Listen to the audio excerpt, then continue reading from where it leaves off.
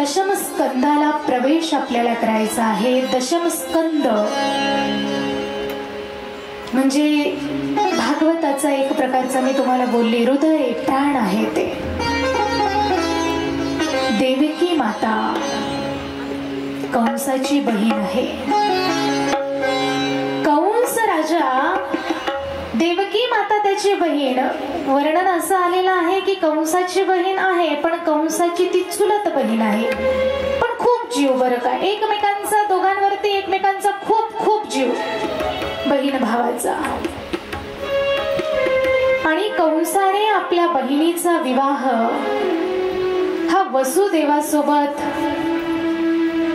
त्या ठिकाणी ठरवलेला आहे, विवाह संपन्न झालेला आहे।